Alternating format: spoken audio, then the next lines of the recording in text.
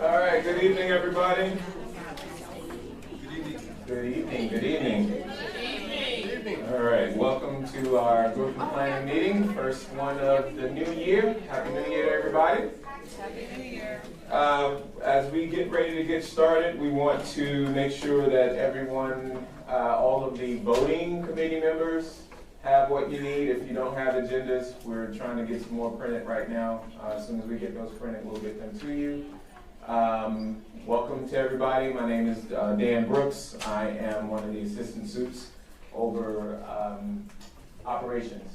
As we get started, I wanted to go over what we covered last meeting, which was on December the 11th.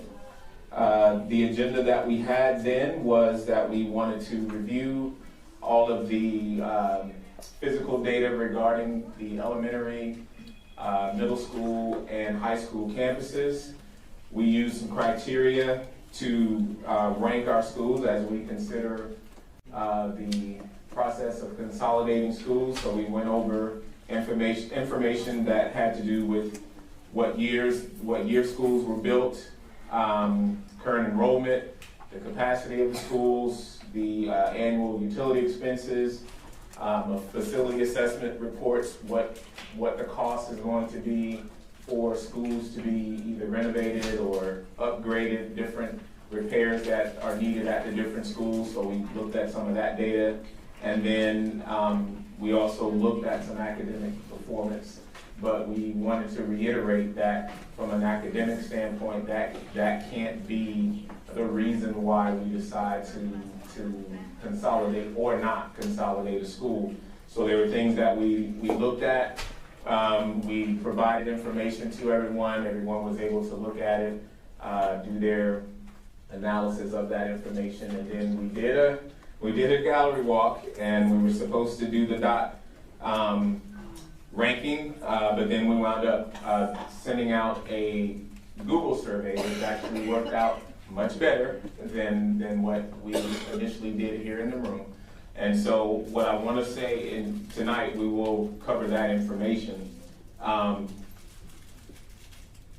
As far as the results of that survey. So that's what we did last December 11th. So tonight, what we want to do, again, we're going to go over the results of the Google survey that was sent out. And then we're going to look at some other things for those particular campuses.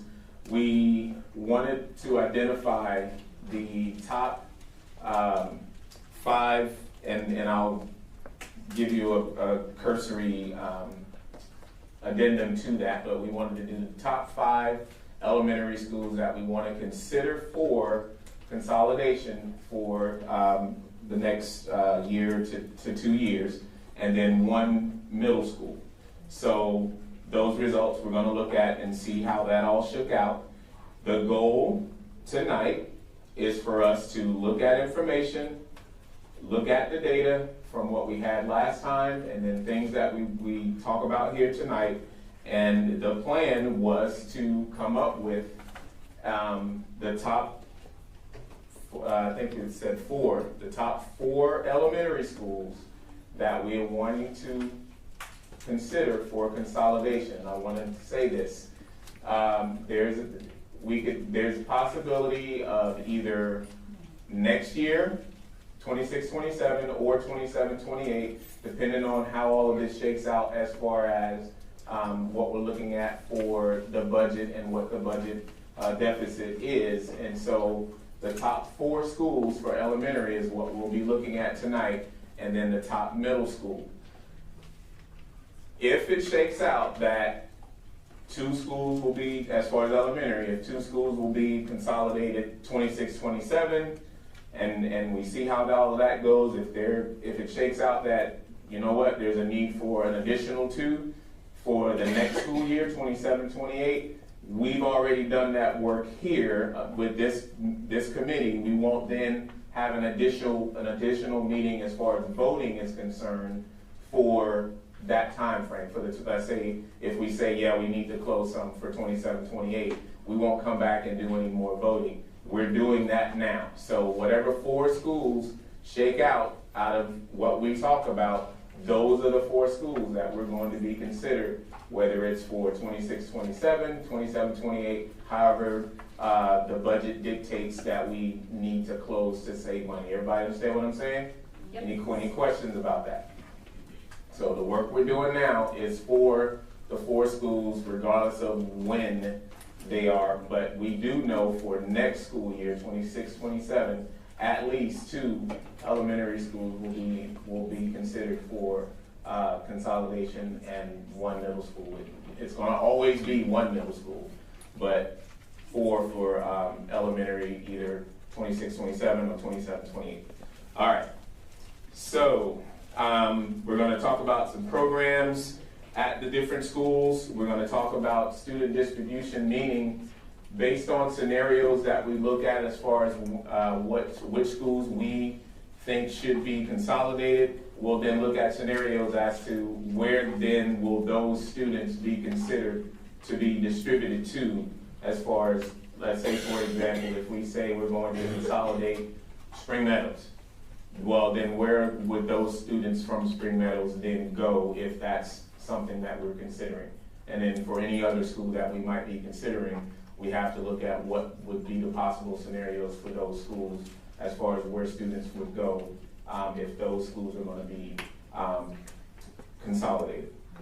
And then as far as our next growth and planning meeting, that's to be determined based on how the board dictates what we need to do. But the goal tonight is for us to determine and come up with 4 schools for elementary and 1 school for middle school. All right? So here is how the results shook out for the Google survey that we sent out. 96% of the votes were Park Village. 92% was Ed Franz. 68% was Candlewood. 52% was Spring Meadows. 48% was Rolling Meadows.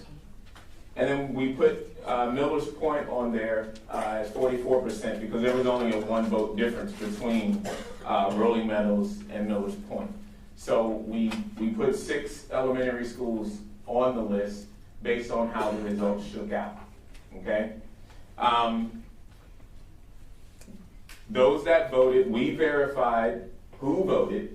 We verified that only those people who are voting members of the committee were people who voted based on the email addresses that we received as the data was being collected, as the results were coming in.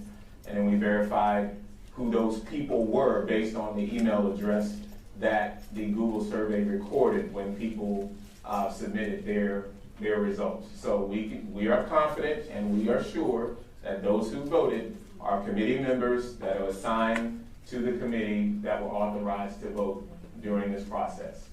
So again, you can kind of see the results here: 96% Park Village, 92% Ed Franz, 68 Candlewood, 52 Spring Meadows, 48 Rolling Meadows, and 44% Millers Point.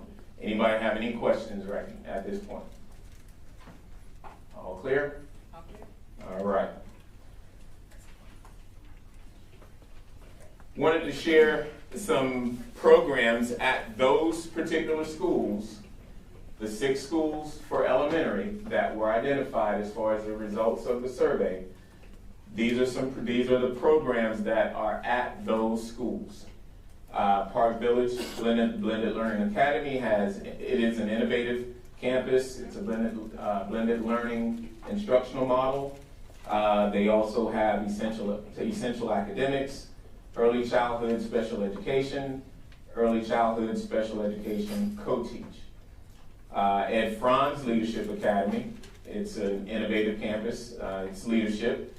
It also has essential academics, early childhood special education, early childhood special education co-teach, K-2 behavior academic classroom, elementary district alternative education placement, Child Find, and then they also service Boysville.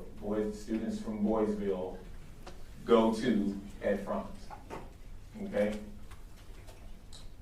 Was that your question? That was it, yeah. Gotcha. Candlewood STEM is an innovative campus. It also has, and that's the STEM, obviously STEM, and then it also has essential academics. Spring Meadows College Prep is an innovative campus as well.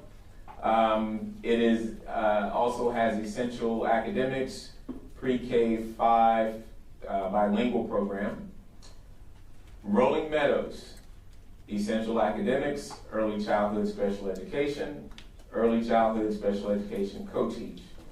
And then Millers Point has the K2 behavior academic classroom, essential academics, 3 to 5 back or behavior academic classroom, that's 3rd grade to 5th grade, and then RISE, the Reaching Independence in Structured Education. So these are all of the programs that exist at the 6 elementary schools that rose to the top as far as consolidation consideration. A couple of things I want to make note of is college, and my colleagues can help me out as I say this. On this list right now, 2 schools, Candlewood STEM and Spring Meadows College Prep, actually have officially been renamed because they are innovative campuses and they received a grant, and they're currently going through I think you're in your 3rd year now? You're in your 3rd year right now, both of you. After this year, there won't be, right now we're split between Spring Meadows and Spring Meadows College Prep. Both of those currently exist. Same with Candlewood. There's Candlewood Elementary and then Candlewood STEM. After this year, there will be no more just Candlewood. It will be Candlewood STEM, and then the same for Spring Meadows. After this year, there's no Spring Meadows, there is Spring Meadows College Prep. Why? They are 2 different campuses. 2 different campuses. Who turned me? No, you're good. I'm good? No, you're good. Okay. It won't be next year. Currently, we're in grade 2, so year by year they're going to phase out. Oh, I'm thinking middle school because I did it, so I forgot elementary was different than middle school. What's phasing out? Let me grab you a mic real quick. Hold on. We want to make sure everybody's catching what's being said. It's okay, I didn't mean to just chime in there. Just what is? Keep it on. can talk loud. What exactly is phasing out? I was just curious. I may be dumb. I didn't understand. So is the actual is the STEM program phasing out, or the college prep phasing out, or the other part phasing out? the original school, college, like Candlewood, but then Candlewood applied for a grant to become Candlewood STEM. Started out with grades K1. Pre-K through first. Okay. Pre-K through first was STEM, Very first year. first year. And so each year, a grade level is added to that new title until the whole school is now under that new title. Got it. Make sense? Yep. Now it makes sense. And just to add one more piece of information, these two campuses are all also coupled with a middle school campus. Yes. Right. So for example, Spring Meadows College Prep is coupled with Woodlake Hills College Prep, Mhm. and then Candlewood STEM is coupled with Kirby STEM, so that there's like a clear pipeline for these kiddos. And could Right. the pipeline be moved? I guess would be the next. Is it Her tied- question is, can the pipeline be moved? or is it tied to that address? Question, can the pipeline that these innovative campuses were creating, could that pipeline be moved? I'm assuming if we're considering Like consolidation. Jason did. Could you move the, say, Candlewood's innovative STEM campus? Could you consolidate that over to another campus that's nearby? Ceci, if I may, we went through the process of establishing the high school Yeah. before we established the elementary and the middle school. Okay. So when we were deliberate, I'll teach you boys. Yeah. We We're were recording. deliberate to make sure that whatever was going to end up at Wagner High School, which is a T-STEM academy, that's been there for 5 years, I actually opened it. Whatever's gonna end up there, we had a clear pipeline to end up at Wagner High School. Therefore, that's why Candlewood STEM, we went through the process of establishing that, and we went through the process of establishing, Kirby STEM. So we will have a clear science, technology, engineering, and mathematics pathway on that. And So with then that, presumably, if Wagner would be the ultimate goal here, you know, if they're all gonna matriculate into Wagner, I guess that makes sense. As long as we kept them in the same feeder pattern at somewhat level, these elementaries, because we're talking about elementaries right now. I don't know what Candlewood feeds to, but if we kept it feeding to, was it Metzger, did you say? Or Woodlake Hills? No, Candlewood feeds to Kirby. Feeds to Kirby Kirby. feeds to Wagner. feeds to Wagner, okay, and it was Spring Meadows that feeds to Woodlake Hills. Spring Meadows feeds to Woodlake Hills. And so in that Then then to feeds. PTech, which is at Judson. Okay, I'm just trying to, that way, when we're going forward, we keep those things in mind, that it would need to stay in the same feeder pattern. Maybe? When the original application was submitted to TEA, one of the reasons that I believe our application was Yeah. submitted, was accepted, is because we talked about the desire to build a pathway at the other corner of Judson ISD, because we already had a pathway for the center, for Okay. STEM. So we have the So south it and the was- center, yeah. It was written in that way, that's the way that it was, Okay. written. Can it be moved? It can, but that's not the idea, and that's not how it was accepted by TEA. The grant officially ends this school year. Okay. And the goal, after applying for those grants and what TA would like to see, is that those campuses continue to flourish. Okay. And move forward. Did it have funding? Oh, please. Question here with this young lady, right here. Yes. So when you say funds, are you talking about federal funds that the district receives for having these schools? The district applied for a federal grant through TEA, what is called a pass-through grant. We received that for planning in year 0 plus 2 additional years. It was $1 million for 4 campuses, Candlewood and Kirby, that helped establish that pipeline to T-STEM. And then Spring Meadows and Woodlake Hills to help establish a pipeline for college prep, because we did have a JECA, and we were also establishing PTech at that time. PTech is founded.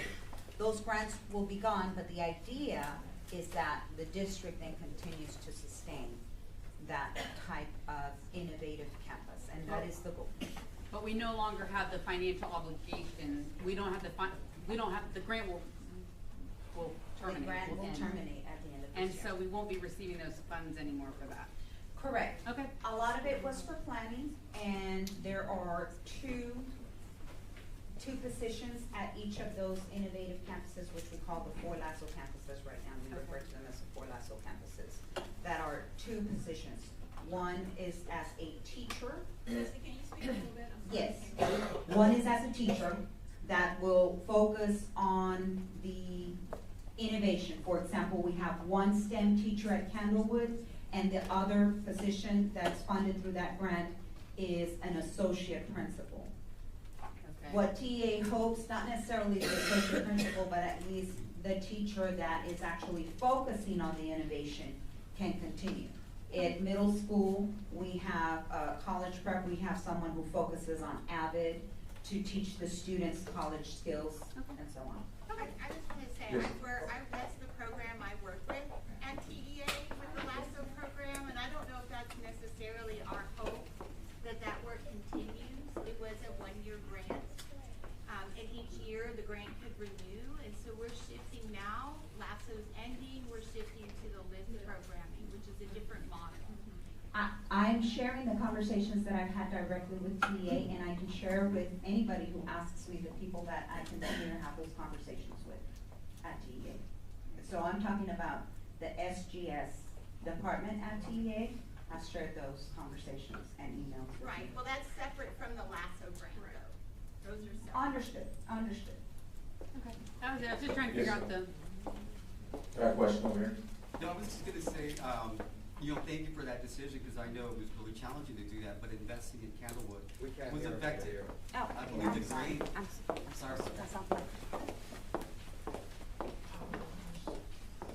on the spot.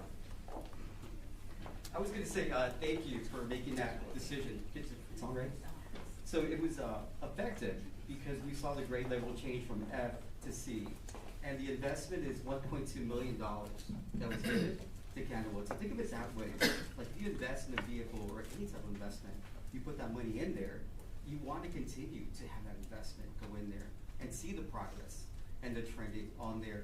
So just seeing those results and those decisions that were made must have been very challenging, but it was effective. And that's what I was going to kind of share with the committee.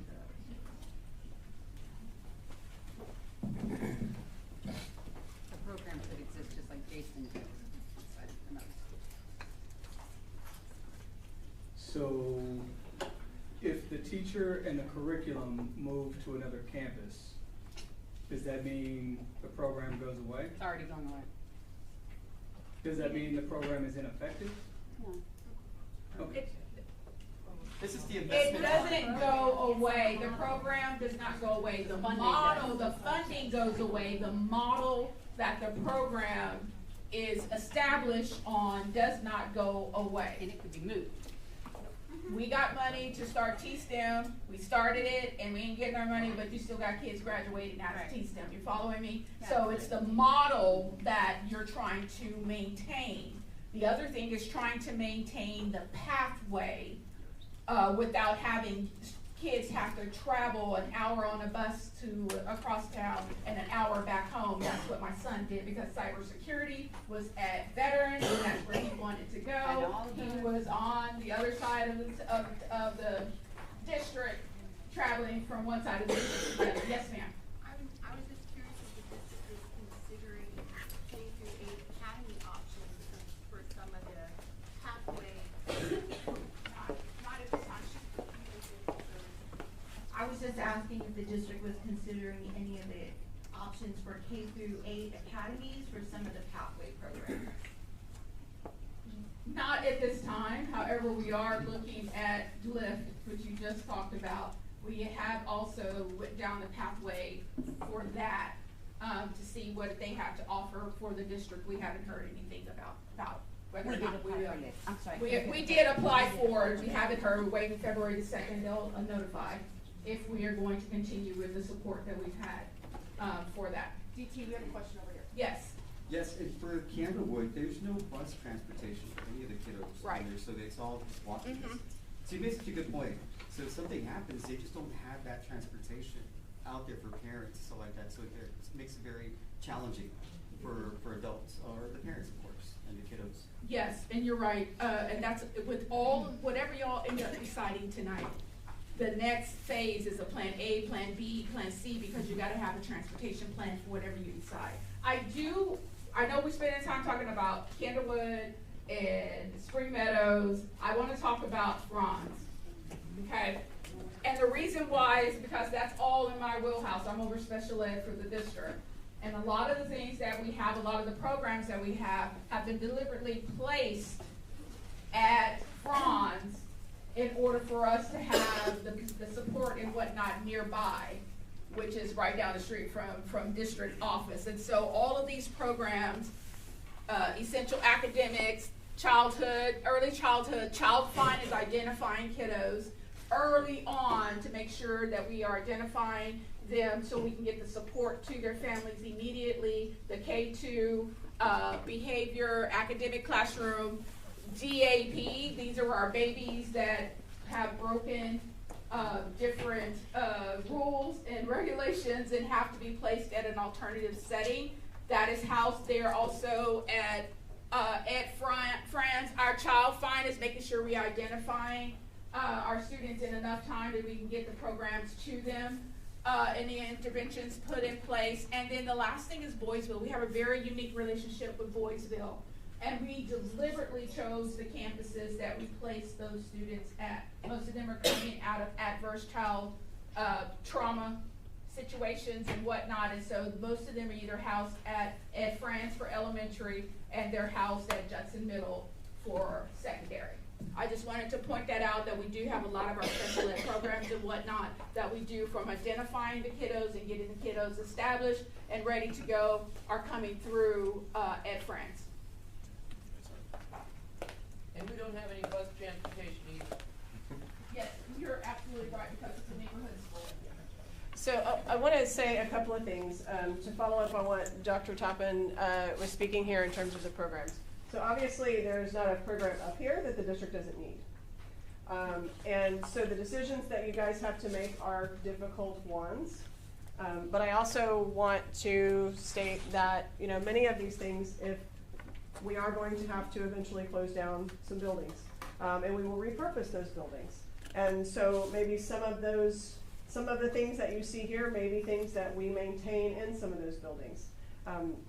But maybe the students that live in the neighborhood would be transported somewhere else. I've heard transportation a couple of times. I know with Candlewood, the students all walk to that campus. And so obviously if we were to close another campus and we needed to send kids to Candlewood, there would now be buses coming to Candlewood. Or if Candlewood was one of the ones selected, we would now be providing the bus transportation, you know, from that campus to, you know, from that particular neighborhood to the other nearby campus. So it's a difficult situation no matter what. I think we see value in every single one of these programs. And so we know you have a difficult decision to make. Please remember that the facilities that we have, there will be more work to do in terms of how we utilize those facilities. And you know, and I know Dr. Toppin was talking about the Child Find offices as an example. That might be something that would stay at the Ed Franz facility, even if the regular campus was moved. Or maybe it stayed at Ed Franz. However, if you add students to Ed Franz, those offices might then need to be moved elsewhere. So there's lots of considerations that have to go into that as we begin to look at the possibilities for how we maintain our programming for our students while still maintaining all of the services that we need to provide. And it is important that those services be close to our main office, to our special education services, especially many of the ones that Dr. Toppin pointed out at Ed Franz. So we would definitely be looking at that as considerations as well. So I want you to kind of keep that in your mind as well as you start deliberating and thinking about what this might look like. I did also want to say, I know Mr. Brooks is going to share some kind of scenarios about if we were to close down some campuses and what those numbers look like and where those students would go. I want to preface that with, we are talking about preliminary scenarios to give you an idea. I don't want anybody to walk out of here going, okay, you said you were going to close Spring Meadows and every student from Spring Meadows is now going to go to this campus and this campus.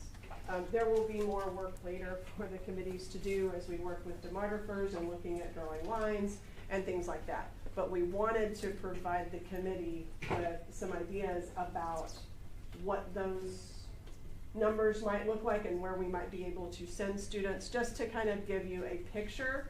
Just please know that we are just providing you with scenarios based on looking at our own transportation data, but there would be other data that would be needed to actually, once the board makes their decision going forward, where those boundaries would lie and which students would go where. So please keep that in mind as well. You had a question, ma'am? I do. So I know earlier we heard about the innovative programs, the funding sources for those programs at Candlewood and Spring Meadows.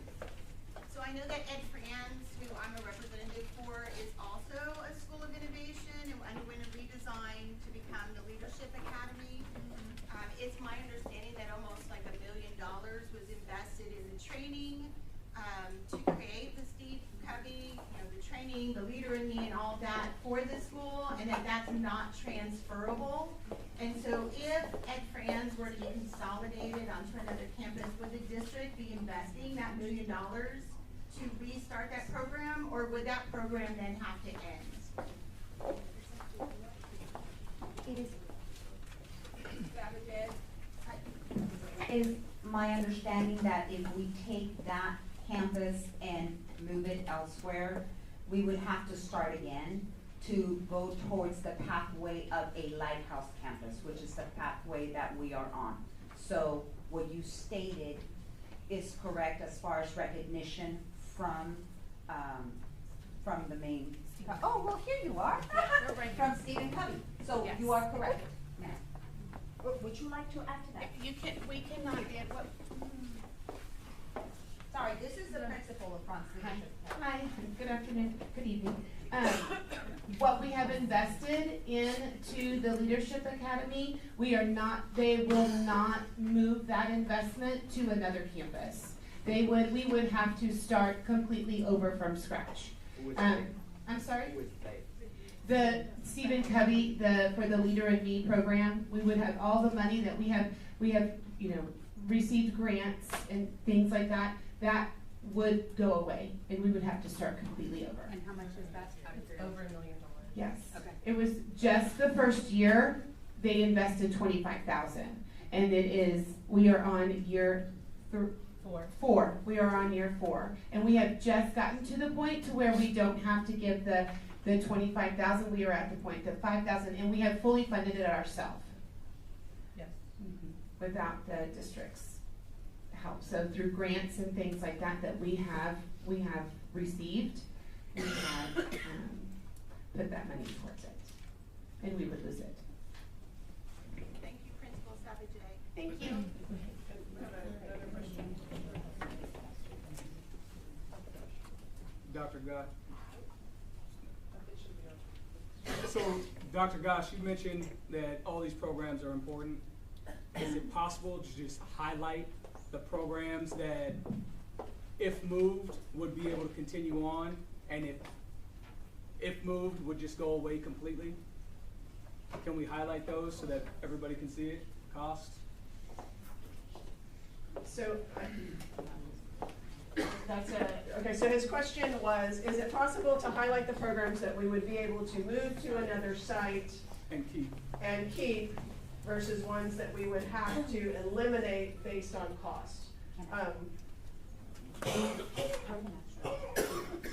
So as far as the innovation campuses, the blended learning program, if we were to move that to another school, Blended Learning Academy Park Village would cease to exist.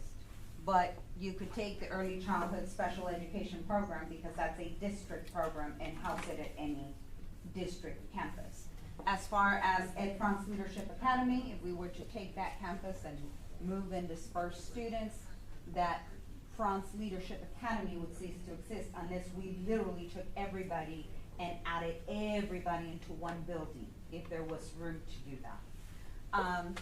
Candlewood STEM, same thing. If we were to consolidate Candlewood STEM. But all of the other district programs such as essential academics, pre-K-5 bilingual programs.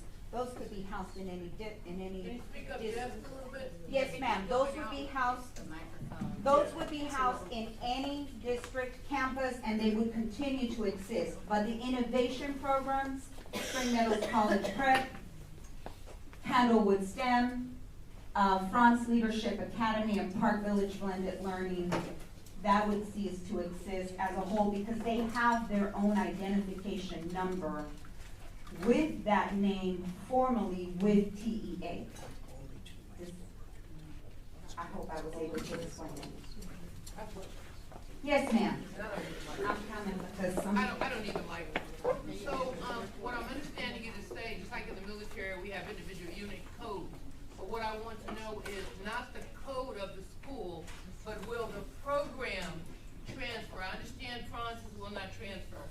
These other innovative programs, the blended learning, will they transfer? The innovation programs, let me say that again because he clarified where I messed up. The innovation program in itself would cease to exist as recognized by TEA because that is a TEA named school. Park Village Blended Learning Academy, Spring Meadows College Prep, Candlewood STEM. That is a formal name of those campuses. NRPs, yes. What I meant can be moved are the district programs such as the special education, essential academics, early childhood, bilingual. Those programs we can take as a whole and move them, and they won't cease to exist because actually those are required programs that we offer to our students. Did that help?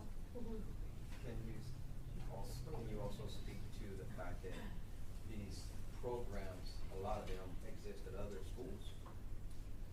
Just because they're not named this school program, the program itself still exists. Yes, for example, the question he asked is, do some of these programs exist in other schools? And whenever anybody wants to take over, I can answer this one. You're doing great. Yes, we have bilingual programs that exist in other schools. We have bilingual at Hopkins Elementary, we have bilingual at Selma Elementary, we have bilingual. So yes, that program does exist.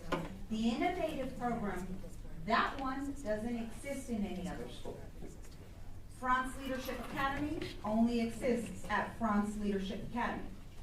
And if we were to move that, France Leadership Academy would cease to exist. Am I getting closer to answering? So, If you don't say the name of the school, just say the name of the program and they'll make it clearer. Okay, so Leadership Academy. maybe if I say it this way, okay? So if you have the Franz Leadership Academy and listening to Principal Savage here, we invested in, it's a program that deals with the instructional program of the campus based on Stephen Covey's work, okay? It isn't to say that you couldn't, if Franz were to close, couldn't go to another campus, start over completely, invest more money back into it, and recreate what we have created at Franz at another campus.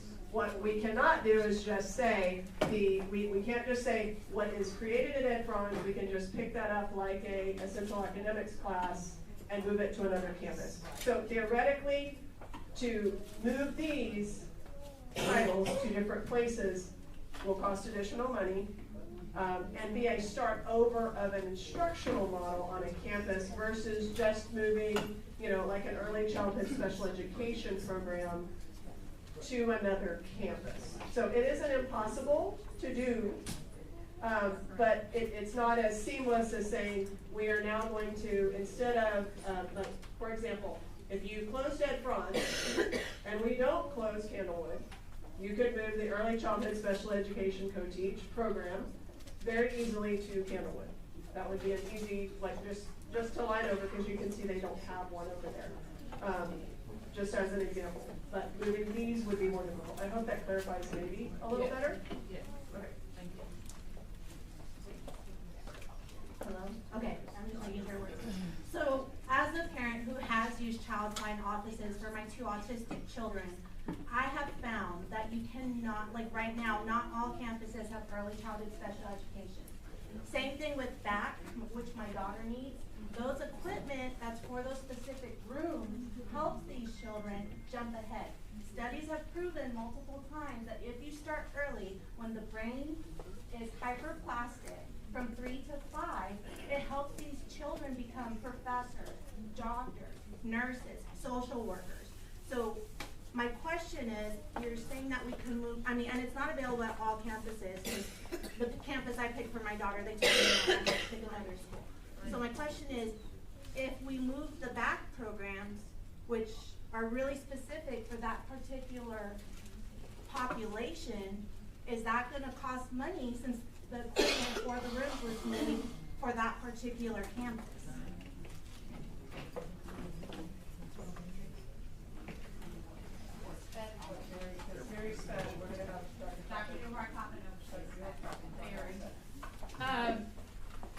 Yes and no. So, yes, you are correct that we have our back units at certain campuses for a reason. Because what we try to do is cluster needs based on how we are servicing those needs. Does that make sense? And so, for instance, the RISE program is a program that we do for our neurodivergent students who used to be known as autistic. Neurodivergent is the new term now. And those babies, we have that at a specific particular place because one, we know where they're clustered. And so we try to cluster the school with the students that are in that particular area of the district. We do move equipment from one place to another if possible. With some of our newer campuses, it's built that way. See what I'm saying? So if I'm looking at a Selma and it has a particular program, we knew that program was going to be in that school, so there's some fixed things in those classrooms. That we can't just uproot and place somewhere else. That's not making sense. And so what we try to do, if we're going to move a child based on need, or a child because we need to cluster the need, then we will try, for the most part, move the furniture with them if we can. Does that answer your question? That's something right where you're there. Did we not invest money on the last bond to remodel and renovate schools to accommodate those programs? We did for some, not all, but for some, yes ma'am. We you are did it, correct. right? Yes, yes ma'am, because some of our campuses are older. Okay, when I took over Kirby, it was like already 15 years old. There was a lot of remodeling that went into Kirby Middle School. Okay, yes ma'am.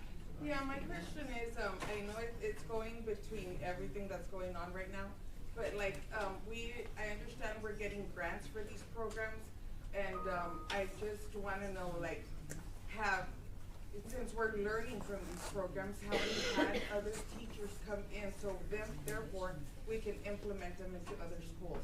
That's just a question that I have in reference to, are we learning from these programs so we could take it elsewhere, into another school? Savage Ed, we're Yes, have I'm you, right you train your teachers that come in and join y'all at Friends Yes. Leadership Academy, yes. STEM, there's training that they go to. The issue that we're facing in the budget climate that we're in right now is that the federal government is slashing. We have lost money for even sped last year. This year, we're expecting to lose more money at the end of this year. So in the past, I would say, no problem. We are going to send those teachers to training in the summertime. They'll be good to go when the kids get there because we have access to this X amount of money. That money that is in Title I, Title II, federal money that is in special ed, our government right now is slashing it. So we are having to do, in my opinion, we are servicing more kids in Judson than we ever had before. Our numbers have jumped 1,100 from the time that I took over SPED till now. That's how many kids we have grown in special ed. The money is not keeping up with it. And so in times past, we could say, we're gonna go and send you to STEM summer camp or whatever like that. Send a teacher in, get them trained, they can hit the ground running. Even at ELOF STEAM, you have the ARC in there. we would send teachers, we would spend money for that. But what we're finding as they continue to slash money at the state and the federal level, it is trickling down to our local education, ISDs. So Okay? it makes sense to keep the ones that we've already invested in, because we don't know when we'll have more funding or how much funding we'll have in the future. Since the ones that we've had 2 or 3 years, we've already put money and invested in. So it doesn't make sense. And yeah, you're saying it makes sense to continue to invest in the ones that we already have and keep them because we've already spent the money on them. The other thing we have to remember is that we are always looking for grants. Whether it's at a state grant, whether it's a federal grant, we're always looking for money, but everybody's looking for the same pot of money. Okay? Can I jump in real quick? Yes. Because this can go on all Forever. night. I know. And so I want to say this, guys, because as I hear all of this and it's all valid, I want to make sure that we're not painting a picture right now that there are particular campuses on this list that are untouchable. That is not the case. I want to make sure that is clear. That is not the case. All of these campuses that are on this list, we are going to have to consolidate campuses. Regardless of what programs are there, regardless of the innovation, regardless of any of the things, and that yes, they are important, and yes, we love them, yes, they are successful, a lot of them, all of that. But at the end of the day, we are going to have to consolidate schools, and so whether they are innovative campus or not, whether they have the program that we love or not, we're going to have to consolidate campuses. I want to be clear. There is no campus untouchable on this list. Everybody good with that? You may not be good with it, but do you understand it? Okay. So let's see which one of these is gonna work. You gotta turn yours off. I gotta turn mine He off. has to turn his off. Okay, so to follow up on that, the work that this committee did at the last meeting was based on facility age, it was based on enrollment, and you had all of the factors by which these particular schools ended up on this list, okay? So that work is here, that's why we're specifically focused on these. So that part is done. At this point, and I agree, and what I want to say about the programs is the district has invested in these programs because we believe in what it can do for our students. And in speaking with Ms. Davis, I think she and I both agree that it isn't that we can't replicate some of these programs. And perhaps because of the financial situation that we are in, maybe we do have to close down some of these programs. But as we begin to look at the remainder and the remaining portions of building a budget in order to reach a balanced budget, that may mean that we don't have some of these programs at the onset. And that may mean that over time we need to build some of the programs. Maybe as we go through this process and we look at this campus is closed, are we able to move a program and replicate it somewhere else? So it isn't impossible to say, to move the leadership, the model that we have at Franz Leadership Academy to another campus. But that is a budgetary situation that we will have to examine and make a recommendation to the board on what that looks like. As I said earlier, this is a very difficult and hard decision. These are all areas the district has invested funds, but yet, at the end of the day, we need to try to work through this year, through next year, and going forward to make sure that we are budgeting based on the facilities that we have. And perhaps over time, we can bring some programs back. And maybe pick and choose the ones that we know we need to replicate in order to keep a pathway going. But we do have to stay within those budgetary constraints. So are there any other questions before Mr. Brooks, any last minute questions before Mr. Brooks moves over to the middle schools? My question is, have we looked at the individual schools, that if we're gonna move the programs, it's like when we first did this, all these schools are up here based on savings, right? That's what we were looking at the last meeting. We were looking at the amount of money it was costing to maintain these schools. So we're looking at savings. Now, my question is if we're gonna move, I'll just pick Park Village. If we're gonna move it, have we looked at, if we move it, the cost and what we're really gonna save by closing Park Village as opposed to having to pay for extra? Have we looked at the difference for all of these schools that are up here? So the model that has been presented in terms of saving based on the closing of schools, and Mr. Brooks, you'll have to, I guess, remind everybody what that is. Based on the closure of schools, we are looking at the cost for facilities and all of the pieces that you looked at last time. In terms of programs, some of these programs we're talking about moving children from point A to point B, redrawing district boundary lines and so on. So the dollars that we anticipate to save by closing the schools, I believe for elementary was 1.5 million for elementary, and it was 2.3 million for a middle school. And we know that is the savings that just based on closing a school we would realize.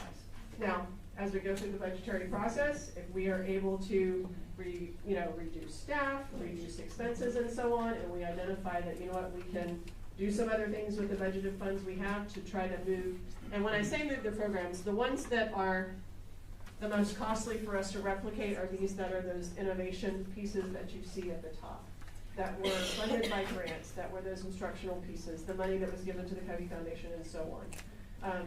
So it may not be immediate, because the immediate need is let's consolidate, let's figure out where our students are going to go to school, and then we will evaluate those other pieces as we go forward. I hope that answers your question. Almost. What I'm trying to say is, like Rolling Meadows, if we saved X amount of dollars based on future costs, but and in Park Village we saved X amount of dollars on future costs. Those numbers are different. Now, if we were to close Park Village and move the programs, would it be cheaper to do that instead of closing Rolling Meadows? Does that make sense?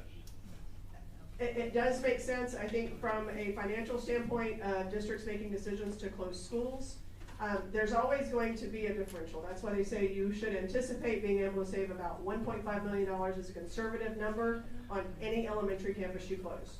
Now, you might be able to save an extra $100,000 on one campus this year, maybe less than that on another campus next year. I understand that part. What I'm saying is, 5 years from now, we're gonna have to put some money into Rolling Meadows, and we're gonna have to put money into Park Village.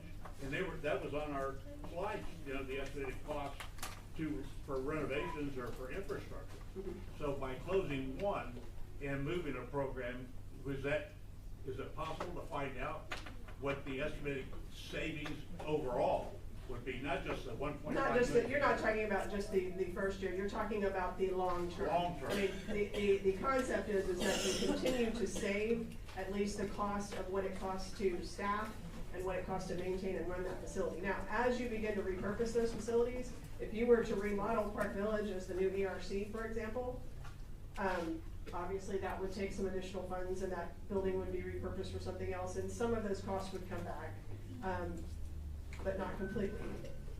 There are so many variables that exist that you can't pin. I don't think you can pin that down to over a 5-year period. We'll save X amount based on moving the program, because we have so many different variables that would go into that. So I understand what you're asking, Mr. Patch. I just don't think we can get to a definite number other than the conservative 1.5 of closing an elementary, and you're realizing that savings each year because that school doesn't exist anymore. So that's 1.5 that you're not spending over, the 5, let's say as an example, 5 years. That's 5 years worth of not paying 1.5 million for a school to exist. Now, yes, you may have to spend money now at the new school or the school that you sent students to based on programs or things like that, but I don't know that you can attribute that to this is because we moved these students to this school, this is why we're now spending this money. I don't know that it shakes out that cleanly. But these schools are on here because of not just 1.5 million a year, they're on here because we looked at the future of the cost that these schools are gonna need. So we were not just looking at the 1.5 million a year. We're looking at, and those are $50 million on renovations at Park Village, as opposed to 20 million over at Rolling Meadows. That's a huge difference. Now I know that's different money. That's not budget money, but it's still correct. It's different money, and also understand maintaining a particular site for a particular age of students versus maintaining a site for, say, office buildings is a different cost and a different overhead.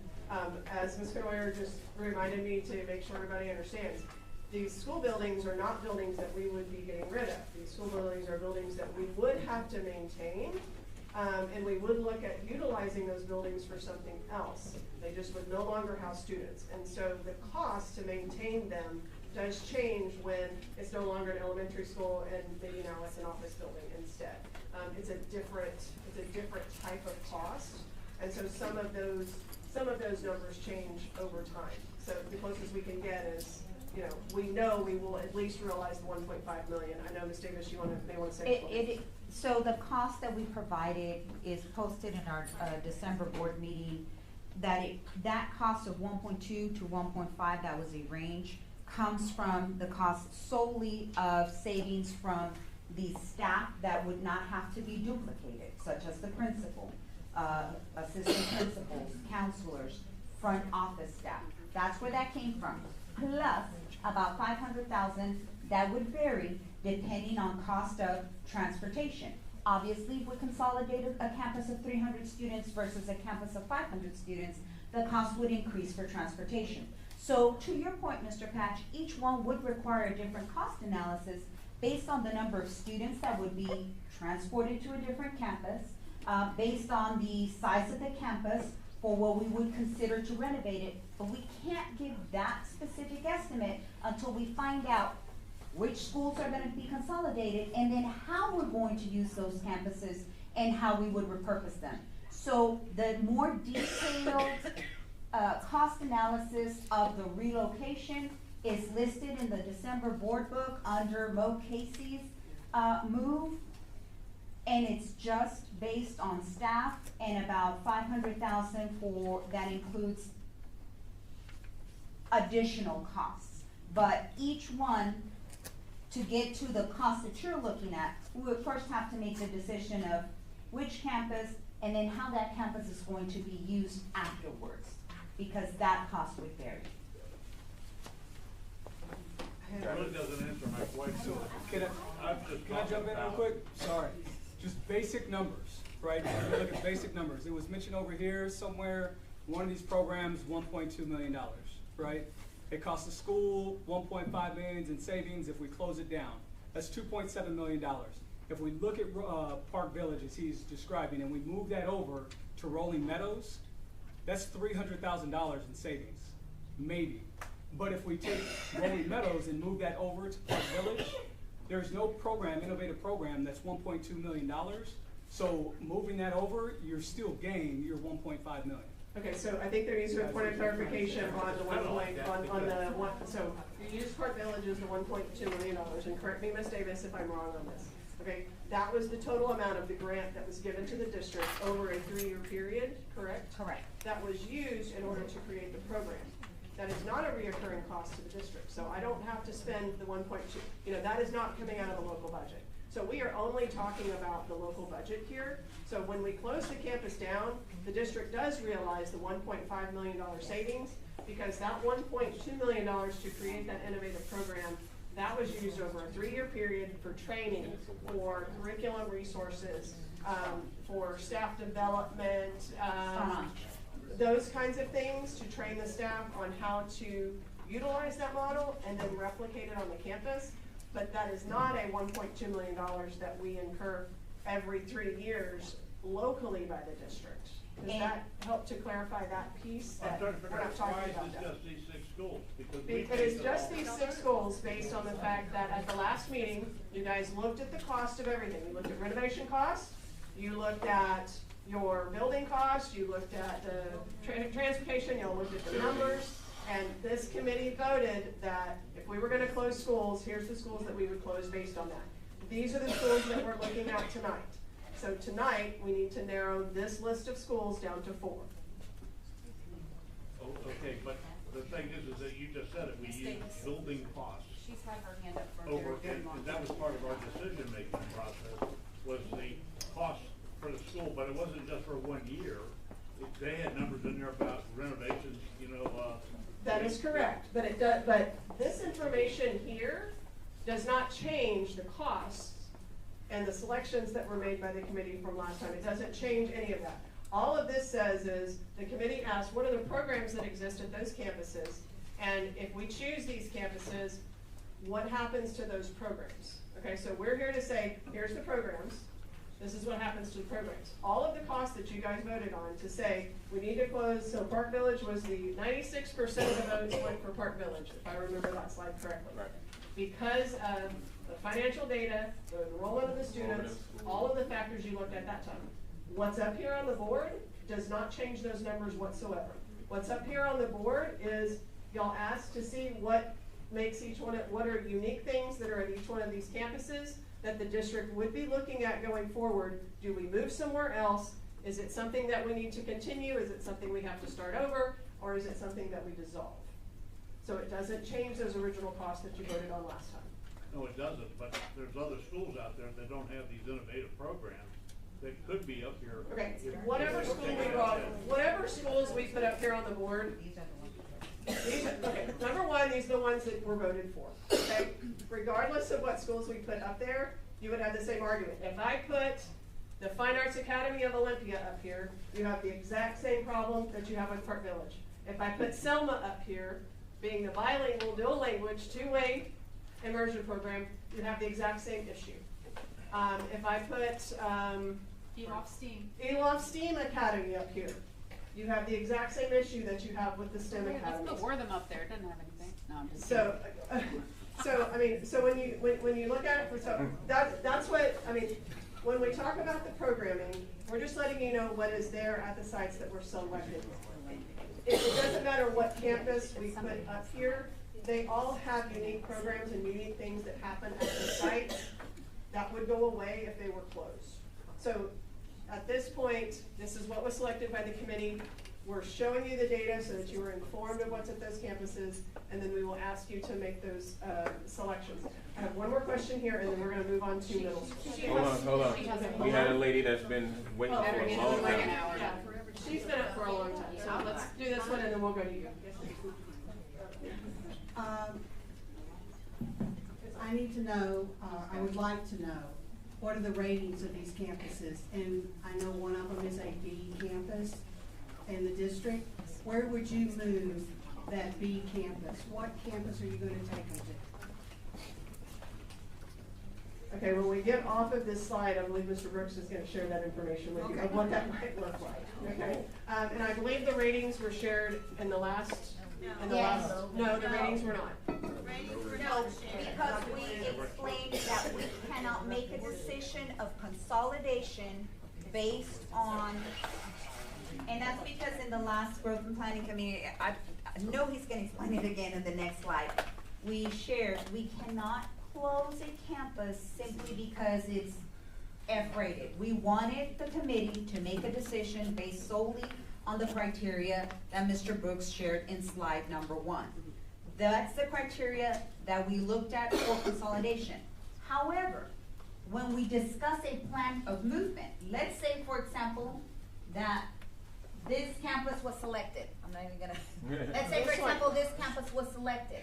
We would need to consider the accountability ratings of the campus that the students are going into, because TEA has already made that clear, that we need to make sure that students are not placed in a lower rated campus because that rating's going to follow. Unfortunately, they haven't shared yet the details. There's going to be trainings that they are going to share this spring.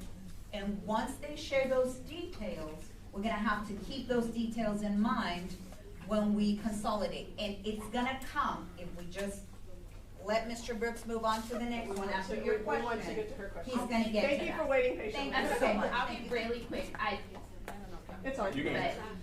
So now that it's at these 6 schools, the committee members are no longer looking at amongst these 6, age of the school or anything like that. It's just based on programming now. Because there's a big difference between the ages of some of these schools and the buildings, and it was only compared amongst all the elementary schools. So So now it's just programming, or are they comparing that still with these? No, that's still part of the criteria that we're using to determine which schools that Does we're everybody considering. understand that? Because what not. his question reminded me of is that there's a big difference between the ages of some of these campuses and the cost that's going to cost to, renovate them. So that's something that I wanted to just ask. Thank you, thank you.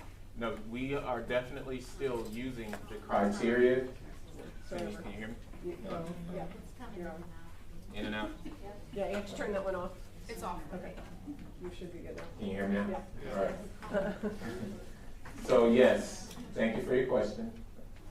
We still are using that same criteria along with this criteria to determine which schools that we want to recommend for consolidation. So we're not ignoring how these 6 came about.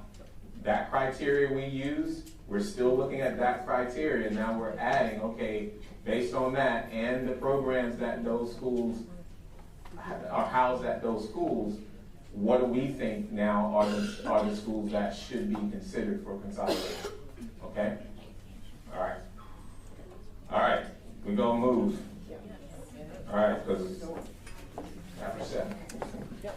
All right, so you asked and you shall receive. Here are some scenarios.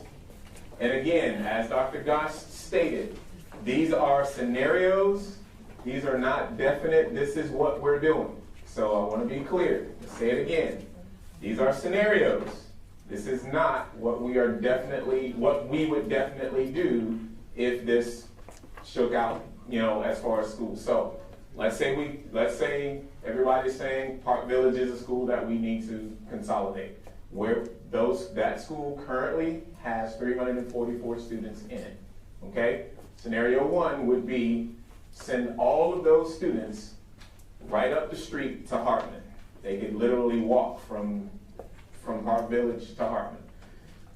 The issue with it, and so if we did that, Park Village currently has 607 students enrolled. 344. I'm sorry? Park Village has Hartman. Oh, I said, okay, well, yeah, other way around. 951 total if we sent all of Hartman, no, all of Park Village over to Hartman. 951 students is what the enrollment would then be at Hartman. Now, issue with that is what Ms. Davis talked about as far as, okay, this is where accountability would come into play. Given academic accountability of schools, we would need to make sure that if there's a school that's lower than a C, there's a certain percentage of students that you would be able to send to a different school without that school then receiving that same rating. That rating would follow the students to that school. Make sense? So we would have to divvy up students to make sure we're underneath the percentage that TEA says you would need to be under in order for the gaining school to not then inherit that rating from where the students would be coming from. So in an ideal situation, let's say both schools were an A, but for whatever reason we're going to close one, we could send all of those students to the other school with no issue because we don't fall into the TEA's rule of, the percentage issue of students coming from a lower academic performing school going to a higher school and that rating following that student. Make sense? Okay, scenario 2 for Park Village, 50% of them get sent to Hartman, and then 50% get sent to Candlewood. So you would see what the enrollment would be for both schools. Hartman would then be 779. If we split Park Village, it would be 172 students going to Park Village. Candlewood then would go to 606. So we sent 172 to Candlewood. So again, scenarios, okay? Scenarios. Let's say it was Ed Franz. If we're going to consolidate Ed Franz, 50% go to Salinas, 164 students. Franz would become, Salinas would become 752 enrolled at Salinas. Crestview, 50% go to Crestview. Crestview would go up to 698. Candlewood. If we consolidated Candlewood, 434 current enrollment or thereabouts at the time that we did this. I think it was January the 5th or something like that. But so somewhere around in there. Half of those students, 217, send half to Woodlake Elementary. That would be 800 students at Woodlake Elementary. Half go to Elof. That would be 866 students at Elof. So again, these are scenarios that could possibly be looked at. As Dr. Gosh said, we would have to look at, there's one more, sorry. We would work with the demographer to come up with boundaries. We would have him work up different boundary scenarios, bring those here to us for us to look at as a committee to determine what we feel would be would best suit our district based on those different scenarios, or at least show you what they would look like, and then be able to determine which would be the best ones. Spring Meadows, enrollment right now currently is 594. If we sent 50%, I wanted to ask Dr. Saunders, where are you? Dr. Saunders? We put monolingual up there, and I couldn't remember why we put that there for monolingual. The monolingual is what the scenario you're describing underneath. So Okay. 50% of the monolingual kids? Is that what you're talking about? No, because I have it as just 50. 594 is the total enrollment at Spring Meadows. You're talking about for the bilingual. So 50% to ELOF is monolingual kids, because there is not a bilingual program there. Got it. 50% to Salinas is monolingual kids, because there's not a bilingual program there. Got it. So the rest of that is where we started talking about the transportation issue. Right. Because Spring Meadows is literally in the center of the district, for those bilingual students, their options would be Hopkins, Paschal, or Crestview. We also have Hartman, but remember, we put Hartman on a previous scenario. So we can't send those kids to Hartman as well. So these kids from Spring Meadows, that's why it says this would create a transportation issue. That is a very, very long bus ride if you were to go from Spring Meadows to Hopkins. So that's why we put it on there like that. That answer your question? Yes, ma'am. Okay, the next one is Rolling Meadows. Current enrollment over there is 393. If we sent 50% over to Olympia, that would create an enrollment at Olympia of 634. If we sent half to Selma, that would create an enrollment at Selma of 670. And then Miller's Point, which currently has 484, and as you can see, 50% we would send to Crestview at 242. That would create a 776 enrollment at Crestview. And then half go to Franz, we would send 242, and that would create an enrollment of 570 at Franz. So again, these are potential scenarios that we would look at. These numbers could vary based on how the demographer would draw the new boundary lines. That we definitely have to do new boundaries. And so this is what could potentially shake out as, some, and obviously these numbers would vary based on those different scenarios. So that's what we have as elementary schools. Any questions on that for elementary schools, those scenarios? Mr. Brooks? Yes, ma'am. Do you have any numbers on all those apartment buildings that are being built out here on Pat Booker? Are you counting those and where those kids are gonna go? Our demographer does give us, her question was, do we have numbers on the apartments that are being built? Our demographer does, when he comes and presents to us, takes the apartment buildings into account and the potential number of students that we would be, gaining out of those apartments, and that is factored into our enrollment, and that's basically based on what he has projected. He's projecting a declining enrollment overall, but we are seeing, a gain in students from the apartment complexes. The issue is we don't have the ratio of students coming in from an apartment complex versus new home builds and all of that. It's not keeping up with each other, and so hence our That offsets the our aging enrollment demographic. is declining. Yes, ma'am. Yes. Do we have like an idea of a student-teacher ratio, of how that's gonna affect? Are we going from a 21 to 1, or are we going jumping to 35 to 1, or how is that? So let me say this. We presented this as scenarios of what could possibly happen. Obviously, we don't want a school, an elementary school, to be 900 students. So again, our demographer would create boundary lines to where we would ask, hey, we want to even out the enrollment at our schools.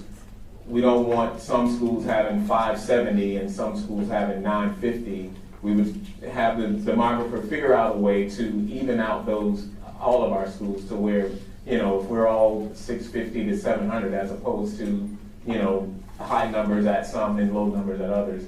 So this was a scenario to show you what we could possibly do, but we would have to make sure that our demographer wrote or created the boundaries in such a way that we, as best we can, evenly distribute students across the district. That make sense? So one of the things, just to kind of give you another example, I know on the example he gave for Park Village, it said we would take the children from Park Village to Candlewood. To do that, you have to drive by Woodlake first. So, we're giving you an example because right now the enrollment numbers at Candlewood are lower, so it's very easy just to say this is what that enrollment would look like. Typically, the demographer would probably draw lines to say, you're going to take these students from Park Village, you're going to send them to Woodlake, you're going to redraw Woodlakes and send these Woodlake kids to, they would go down the line to either Vishal or to Candlewood and fill it that way. So when we say we're just trying to give you an idea, ultimately the goal would be to look at this and say, how can we do this geographically and fiscally responsibly with transportation, the students that we have, the demographers, estimates for other things, and try to get our elementary schools as closely aligned as possible to have, similar numbers of students. Now, each campus does have a different total capacity. Some campuses can hold, Rolling Meadows can hold way more students than Ed Franz ever thought about being able to hold. It is just a plain and simple matter. The classrooms at Rolling Meadows are larger than classrooms at Ed Franz. And that's not the only example. That you find the exact same thing if you compare, Spring Meadows to Candlewood, or, and so on. So there's lots of examples. So there are some factors, but ideally we would like to try to maintain those numbers based on the demographer, but we did want to give you an example, just to give you an idea what we are thinking, in terms of what can be done. I know Mr. Willis had his hand up first, and then we have one other question over here. Just make sure that I'm understanding this correctly, and that everybody here is I think asking the same thing. If there's 900 kids, you're going to maintain the same student-to-teacher ratios. That when the kids go over, if it's 20 teachers worth of kids, you're taking 20 teachers over along with the 400 kids. And I think some people were worried that that wasn't going to happen.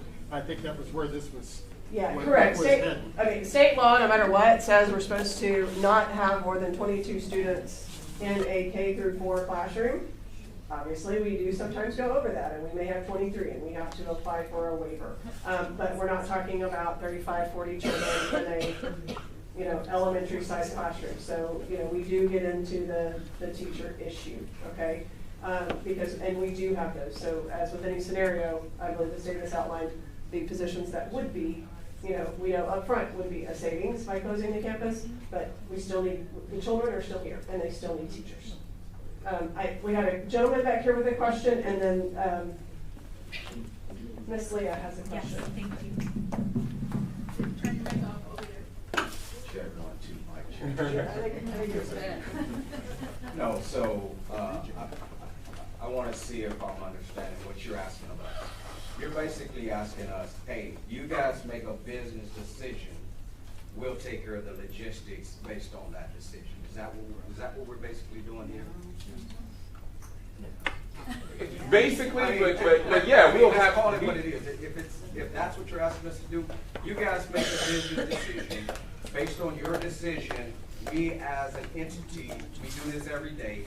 We will be in compliance and do what we need to do. Is that Well, what it's not as simple as that, because I don't want anyone in this room to think that once y'all make your decision as far as a vote, that we're then gonna go back, do something different or whatever, and you not know what we do. We're still going to come to you as a committee and say, okay, based on what you guys have voted on, here's what that'll look like, or we give you as much as we can for you to vote on. And then you decide, okay, based on what you guys have told us, here's what we think is the best thing to do to include, sorry. Just real quick. Go ahead. That's what I'm asking is, I'm not saying that you guys are not gonna tell us what's going on, right? Got it.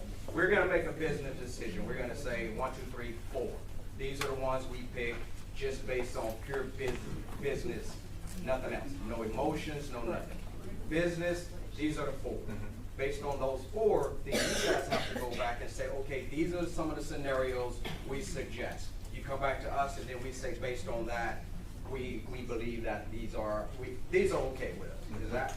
Okay, I'm gonna break it down even more for you, okay? Yes, you are being asked to make the business decision based on the data that you have been provided, based on the data that you have to make a decision on those 4 campuses.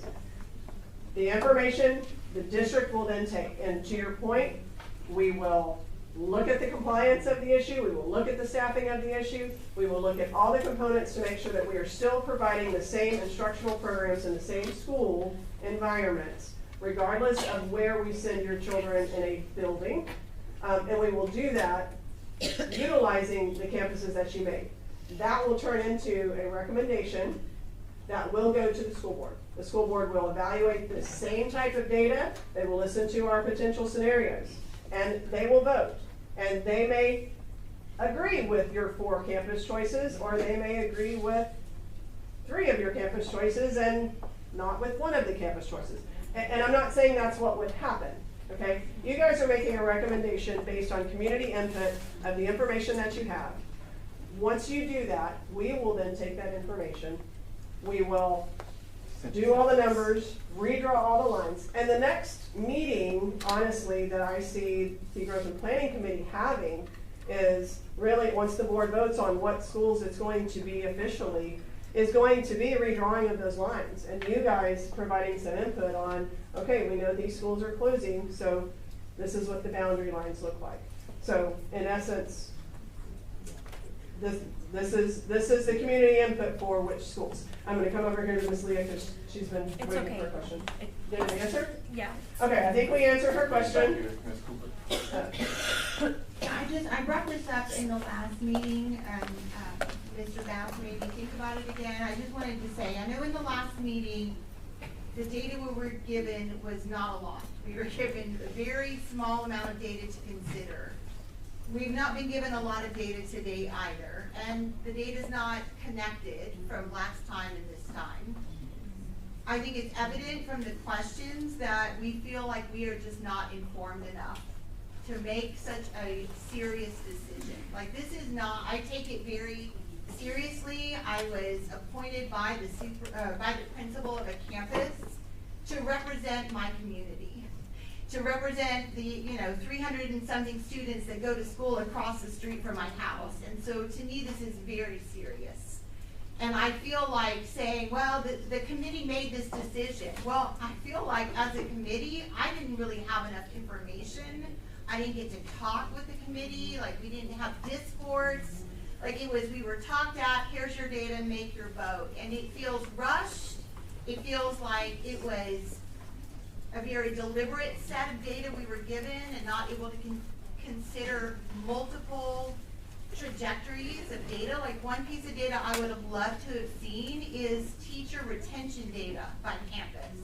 Like, where are the campuses that have the best climates? Because you can't move those, and they're very difficult to recreate. So there are so many other factors that come into play, and I feel like the school board is going to be told, well, the committee this is what the committee decided. When they may not, I know maybe a few of the board members have been present. I don't know if they're really going to understand how little information we were given and how very little discourse we were able to engage in. And so it's not a question, I just wanted to express, because the school I'm representing is on this list, to me, I carry that on my shoulders, that I'm representing my entire neighborhood, my entire community, and I feel like I'm letting them down because we really didn't get to engage in discourse. And so I just wanted to be heard, so thank you for allowing me this time on the mic.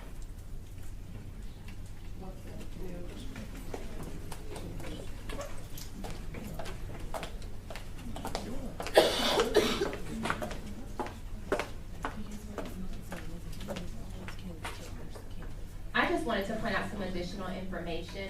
For Rolling Meadows, we just want to make sure everybody knows our numbers are low, and the reason we're probably on this list because Selma opened and took all of our kids. We were busting at the seams. And so I think if our Rolling Meadows family and community had known that was going to happen to us, they wouldn't have approved that bond. Like, the bond was approved to get a new school, so we weren't busting at the seams. And then this is what happens. Yes, so we just want to point that out. We are a newer school than a lot of these schools. We have a lot of space, but that's why we're in the position that we're in. So we just want to make sure that information is known, because it's not, up here. And to your point, if we get rid of that, if we decide to do something with Rolling Meadows, and what are we gonna do with that building other than possibly put it on the market? It'd be great real estate, but I bet charter school would be right in there. Anyways, just curious. Sarah's too crazy. If that would be our competition, why would we do that? I appreciate the feedback. We appreciate your feedback on those points. I mean, they are all things to consider. I think at this point, we need to continue on with the rest of it, if there's not another question about the numbers that we have here. No. That's fine. So that was elementary. This is middle school. So as it shook out, Kirby, Judson Middle, and Kitty Hawk were the three top middle schools to be considered for consolidation. 72% at Kirby, 60% Judson Middle, and looks like 44% was Kitty Hawk. Programs at the different schools. Kirby is the innovative campus for STEM. We talked about what that looks like as far as the innovative campuses. Essential Academics does have a behavior academic classroom, Apple unit, and also Judson Learning Academy, JLA, is housed at Kirby. For Judson Middle School, there's Essential Academics there, and then also Boysville is serviced by Judson Middle School. And then Kitty Hawk has the JSTEM, Behavior Academic Classroom, Essential Academics, does have Apple unit, and then it also has the RISE program, Reaching Independence in Structured Environment.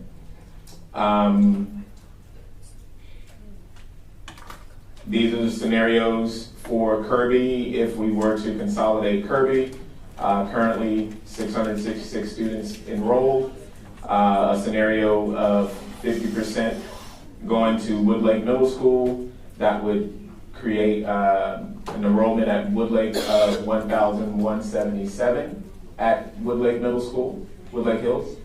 50% at Judson Middle School would create an enrollment of 1,076. If we consider Judson Middle School for consolidation, that's 743 students currently. An enrollment of half of those would be at Kitty Hawk, an enrollment of 1,245. 50% go to Woodlake Middle School, enrollment of 1,216. Mr. Brooks? Yes. Kitty Hawk cannot house all of the functionally, Kitty Hawk cannot house half of Judson. Actually, no, they can't. I'm just gonna add to that. The Kitty Hawk PTA president talked to me about how they had to have half their dance outside and half their dance inside because their cafeteria could not functionally handle the JSTEM Kitty Hawk students. So how would we move Judson Middle School in this scenario to that if they're already struggling with what they've got? Now, again, as I said about elementary, I want to say about the middle schools. With our demographer, we would also make sure that as he's creating the boundaries, that we do our best to even out schools as much as possible. These are scenarios, so don't hold us to the exact numbers of what we're showing you here, as I said when I did the elementary schools. So if that were the case, if that is the case, then we would have to go and look at, okay, based on that, how many students can we send to the different schools, and what would we need to do boundary-wise to make sure that students, we may have to do a third, and a third as far as, not just 2 middle schools, but adding a third middle school.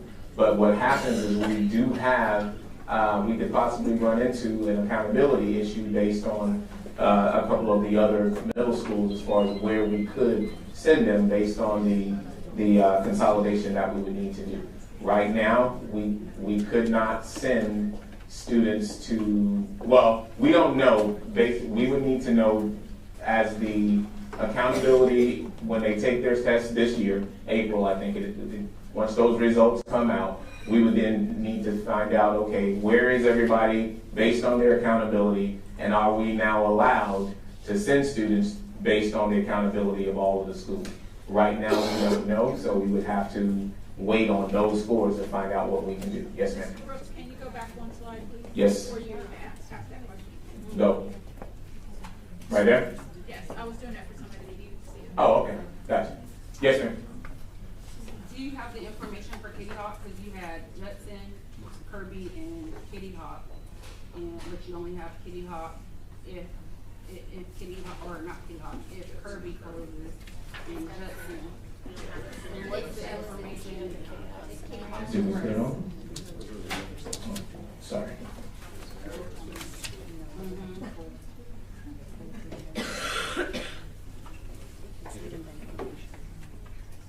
It wasn't on. We did work that up. We don't have it right now, but we did work that up. I'll get it to you in a little bit, okay? But we did work up for all 3 of them, but for whatever reason, it's not on here right now, but we will get it, okay? And nothing nefarious. I promise you we did it. I totally agree with, Miss Laura. Well, her statement, I feel the same way that she stated. Understood. About how this is being done. And for the record, it doesn't seem to me like you guys, I've been trying to stay quiet so we can No, get say, through we want everybody to say what they need to say. Like you're pushing a narrative, and it's like you're trying to push it one way, and we don't have the full information.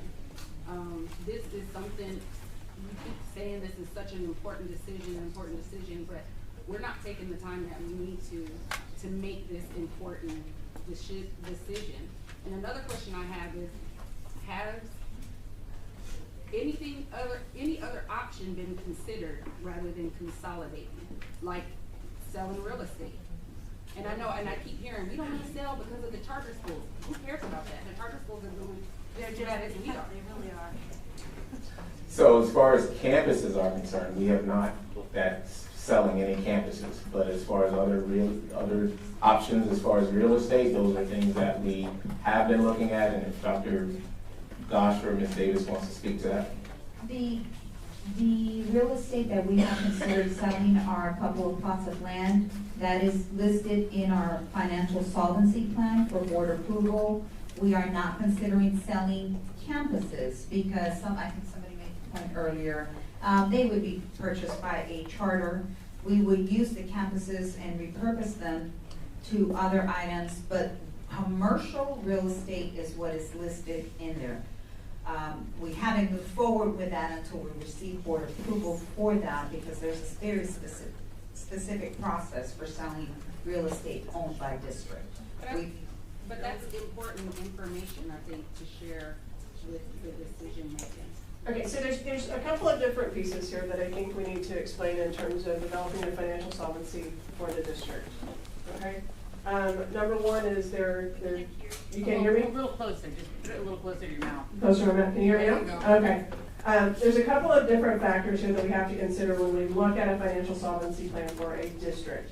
So we're looking at a $37 million deficit. So at this point, we know, in case anybody's missed it, every district in the area is closing schools. It is something that is happening across the state, it's happening across the city, and it is one of the first cost savings, especially when you have declining enrollment. That is one of the cost saving measures. That is only one aspect. This portion of it is only one aspect that will be examined by the board in order to determine how we recover from the deficit. The remainder of that comes in the other portions of the financial solvency plan, which includes everything from selling of commercial real estate property, which when you do that, number one, there are a lot of additional costs based on where our facilities are right now to move some of the items that need to be moved in order to make that happen. There's also, some remodeling that would need to be done to some other facilities in order to do that. So those are all different varying costs that have to be considered. That is not to say that we have not prepared some of those and those are not being presented to the board, because they are. Those components are in a different section. What we're talking about here specifically has to do with the closing of schools. It's not dealing with the financial aspects of the other components that the district has to examine of the overall costs. It's not closing, it's consolidating, right? Because that's what we were told it's not. You're not gonna close them, it's Okay, so you're consolidating, as Ms. Davis said earlier, if you consolidate Candlewood STEM into, and I'm just pulling it out, if you choose to consolidate Candlewood STEM into another campus, Candlewood, the building, no longer houses students, will no longer have schools in that building. The district may repurpose that building for some other purpose, and the district will continue to own that school.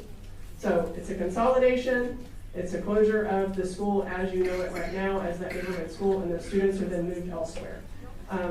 So yes, we're consolidating schools because you're collapsing two into one. And whichever one is collapsed into the other, the name goes away, unfortunately.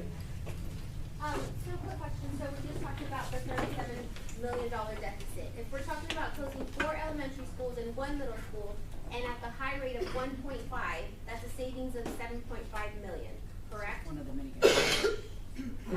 Yes, that would be, if we were to close all 5, $7.5 million immediately, yes. And that's if we consolidated all 5 schools. That is correct. Now that is not considering the reconstruction of maybe some of the schools that are gonna have some sort of, we need to move some of these things to accommodate some of these children, okay? So we're not saving 7.5 at this point. Plus the transportation costs for these students that are gonna have to because like my son goes to a school where there's no transportation, so I have to drop him off. So if we close one of those schools, you are now gonna have to provide transportation to that area, which is gonna be more cost. So your 7.5 is now even less.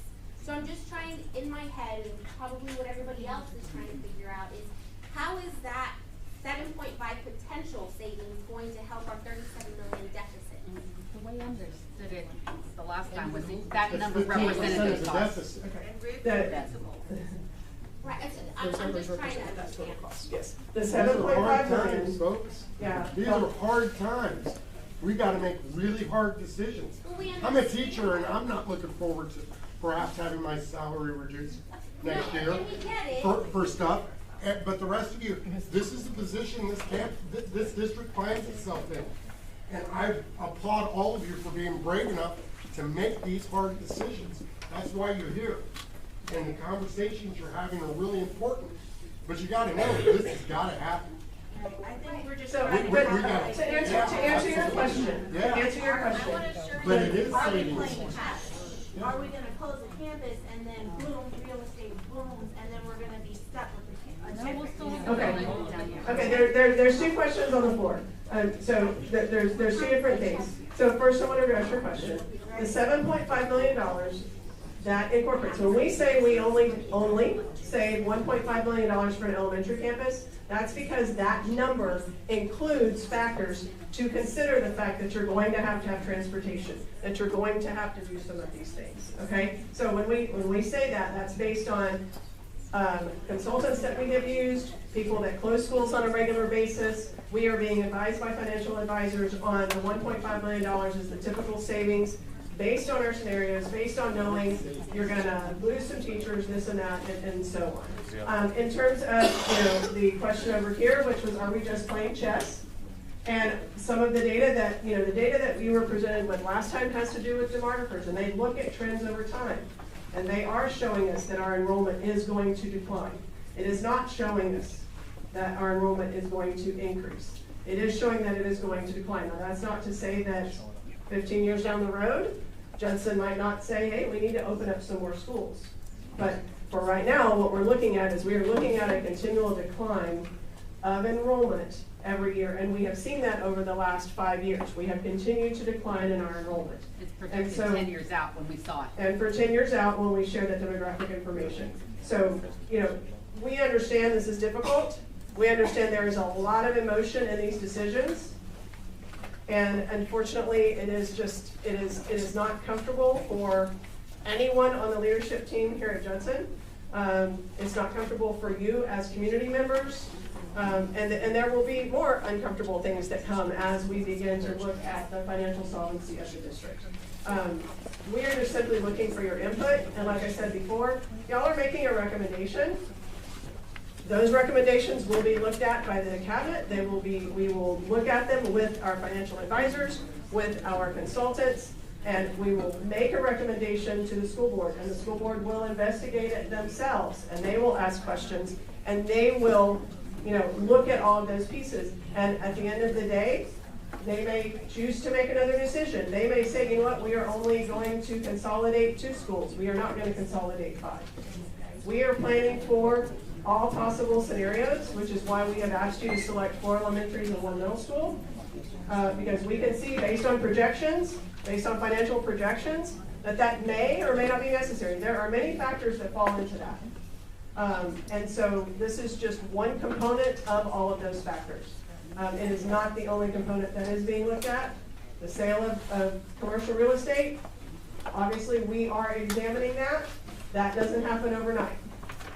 So that's something that takes some additional time, and that is a one-time influx of funds.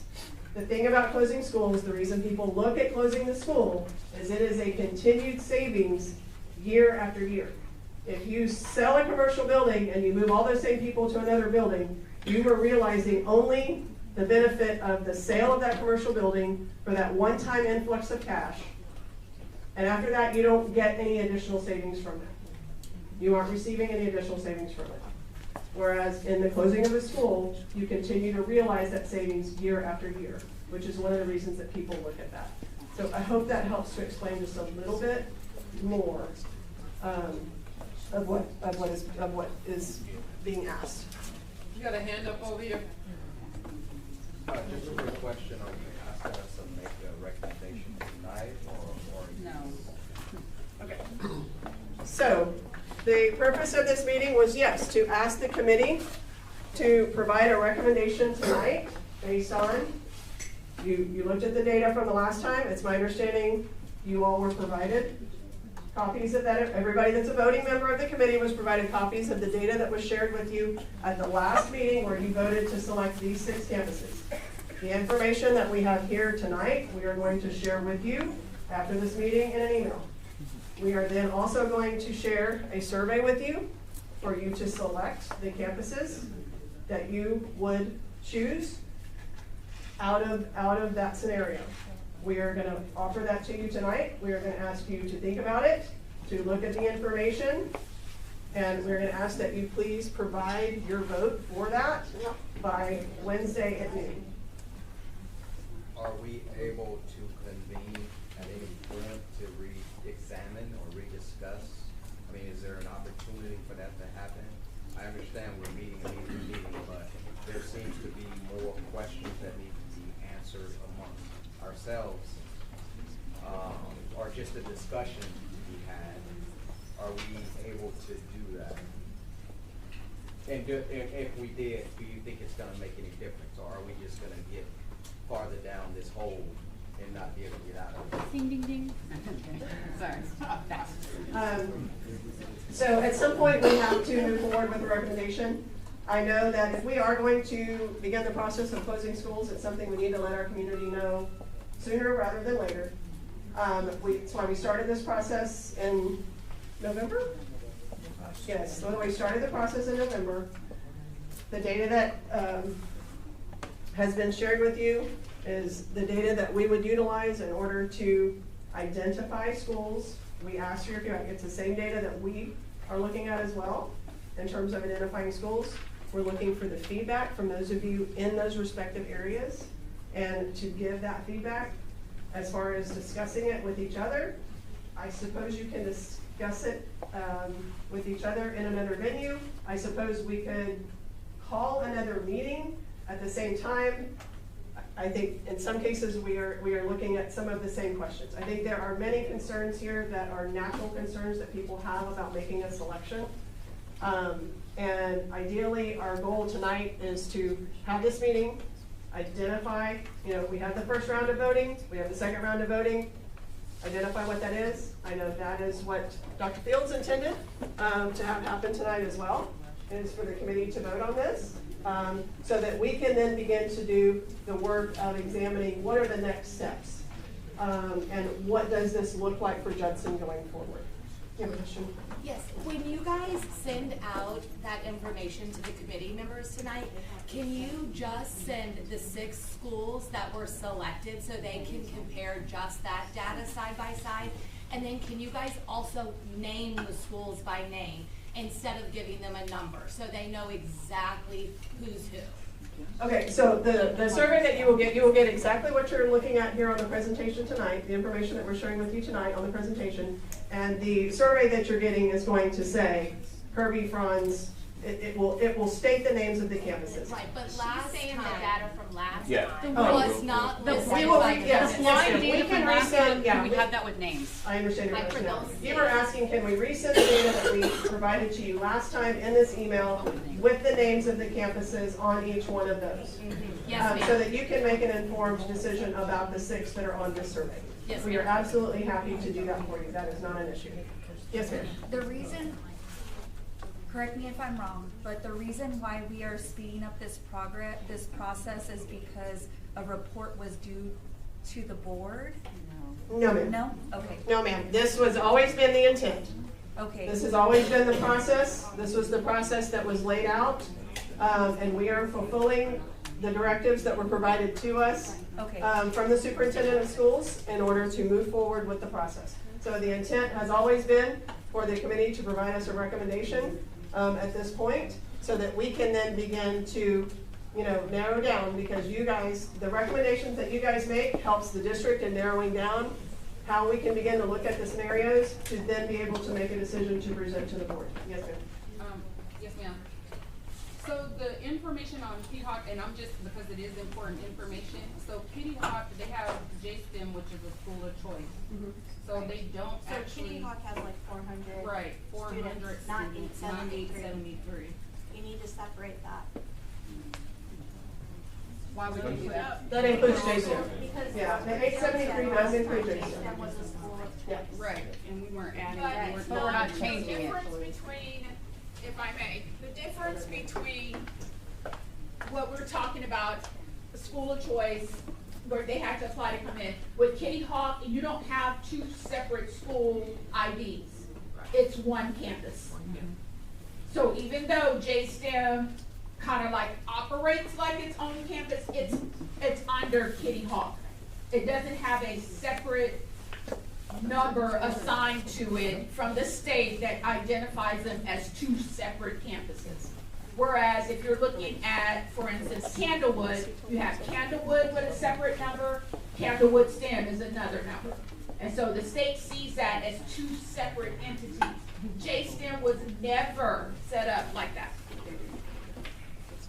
We named it JSTEM in order to, because we had a process, kids can't just enroll and say JSTEM, they have to apply to get in. But it was never set up to be a separate campus with its own number. And is that a grant program as well? No, it's not a grant program, no. And it's the same thing if you're looking at Wagner High School, T-STEM is not a separate campus. T-STEM is Wagner. You with me? You just have to apply to get into T-STEM. Mary, is there a way that the committee can know the results of our voting before a month or so goes by? Is there Yes. a way- Yes. So yes, we would want the committee to know the results of the voting prior to that. So we would let the committee know the results of that, so that you guys would be aware of how those votes came out.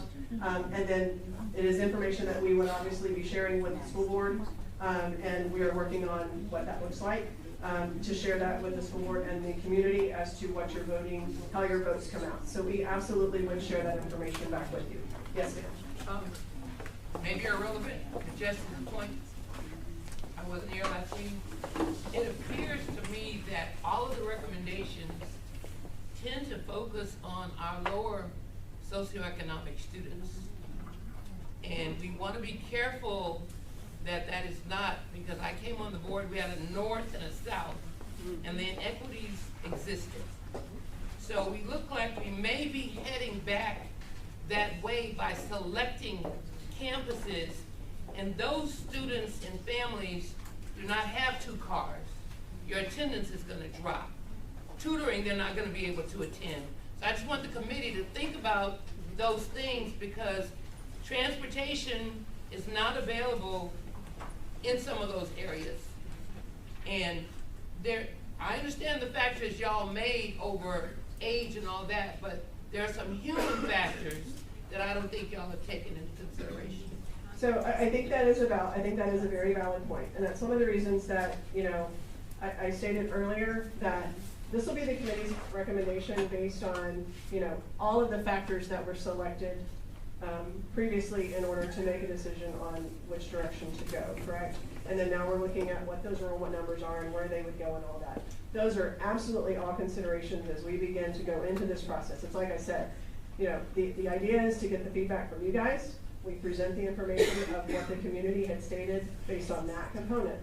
But then, we do have to make some decisions as a district in terms of what does that look like to our community. Maybe one of the schools that is not necessarily on the list here might, come back just because, out of the, if we say, let's just say we close 4 elementaries, there might be 3 of them that this committee did say based on the stated yes, but then the 4th one might be completely different in order to accommodate for some of that. And I do believe that your representation on the school board, that those are things that they look at as well. And ultimately, we will make the recommendation to them, and they will help guide that process as well. So thank you for that point. It is a very valid point, and we do want to be conscientious of that as well. Maybe receive information of what their enrollment is as it is right now, with the convenience of everything. Yes, so these are the actual current enrollments at these campuses right now. Their percentage of attendance, what it is right now. The percentage of attendance of what they have in attendance right now. Most of all of our campuses, our district-wide attendance right now is sitting at about 94%. And the only way that you get about 94% attendance by your students is if all of your campuses, fall within that range. And so, in terms of looking at percentage of attendance, I would say I look at the attendance on a regular basis because that's one of the things that my department does. That our attendance, you get a 94% attendance ratio because students are coming to school. And so the attendance ratio is not necessarily a factor. You might see one of these campuses that has 93 this month, the next month it's 94. It might dip. We always have a big dip in December and January because of the flu, and things like that. So overall, as a district, we are trending upward on attendance, from all the way down to 88% after COVID. So, we've been moving up along the lines for the attendance component for that. Yes, ma'am. So I have a question. So as Ms. Cooper was stating, this is a very serious matter, right? My concern is I'm looking at a lot of empty seats in here that have who's supposed to be like the committee members, and they are not present. So they're supposed to be representing for a vote, but they're not here. So you said they're going to vote tonight, the committee members? So we are going to send this information out. We are not asking you to complete the vote. We are asking everyone to please, to have a vote to us by Wednesday at noon, Will it be so that sent you to have, all so that we members? can send out, and we actually may, I know that you just asked, can we do the presentation from last time without the names? So we wanna make sure that you have, our idea is that we know you all have lives, you all have other things that you're doing as well besides this. We want you to have time to process the information, to think about it, to talk about some of your neighbors before you vote. So we Will can, everyone get to vote or only the people present? so it goes out to so in terms of selecting the campuses that were here, everyone that is on the committee receives it and is eligible to vote. They receive the data. This meeting is being streamed and recorded. They can watch the meeting. It will be posted online. Last time they didn't get to vote. It was only people that were They did. present. They did. They got to vote. They got to vote. Because we sent the survey out. Mr. Brooks is saying that yes, we sent the survey out to everyone that was on the committee at that time that we had on the list to be able to vote. If you're voting, now, there are people who've been added to the committee since our last meeting. So those people may not have voted because they weren't on the committee. But at the time that we had the vote, if you were a voting member on the committee, you got the email. Okay?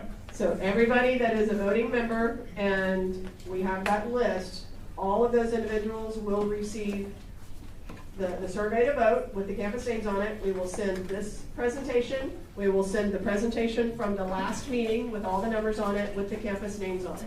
So being that we will need to do some revisions, we don't want to have to send multiple emails to you, so we'll have to do some revisions, I believe, to the original presentation to include the names. So we will do that first thing in the morning. We will then send that out to the committee, and then we will put on the survey, we will let you know, and in the email that's sent to you, we will let you know when we would like to have the information back. We do want you to have at least, close to 48 hours to review the information, to absorb it, and to think about it, because it is a very heavy decision. And so we will use this week to do that.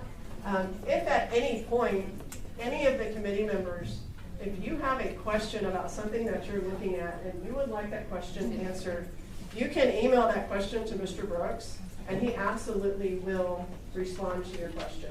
I don't want anybody in this room to think that if your question is not answered tonight, or if you have a question later, that we are not here to provide you with an answer. So please, let Mr. Brooks know if you have a question about any of the data that goes out, and we will get you an answer so that you have that in a timely manner to be able to make a good decision. Hey guys, my email address is dbrooks@JudsonISD.org. I've heard the concern as far as additional data that you think we should look at. Please email me. Let me know what it is that you feel you want us to look at. We've given you data. We've provided you data. Please email me, dbrooks@JudsonISD.org. dbrooks@JudsonISD.org. Email me with whatever you feel we should be looking at. At the end of the day, I get it. This is a hard thing to do. Contrary to any beliefs that are out there that we've already made a decision, I have not. I get nothing out of already having made a decision. I want to make whatever the best decision is for this district. Whatever decision we make, someone is not going to like the decision. I get it. I totally understand that. And I too want to make the right decision. But at the end of the day, we have to make a decision. We can have meetings every day, and there will be, every meeting that we have, there will be reasons why we will need to have an additional meeting. So I'm not dismissing anything that anybody is saying tonight. All I'm saying is I want to be able to make the right decision. If you feel rushed, I get it. Send us an email. Let us know what it is that you think we should be looking at so that we can then make a decision. Last year, people felt the same way. We rushed, in trying to consolidate a couple of schools. Totally understand that. That's why we're trying to now make a decision early enough so that people will have time to process it, talk about it, come to board meetings, advocate for your community, your school, whatever it is that you feel you need to do, so that you'll have that time. But at the end of the day, we do have to make a decision. So, not trying to preach to you, just want you to know, I have not made any decision. I can't make a decision. And at the end of the day, the board has to approve whatever recommendation we bring to them. And we've not come up with a recommendation yet. All right? Are we good? dbrooks@JudsonISD.org. All right? Mr. Brooks, we have one question. One more question, please, sir. Do these voting committee members have the opportunity to go to these campuses to see what programs they have? Be given, you as voting members of the committee, do they have the opportunity to go visit these campuses and see what they have to offer?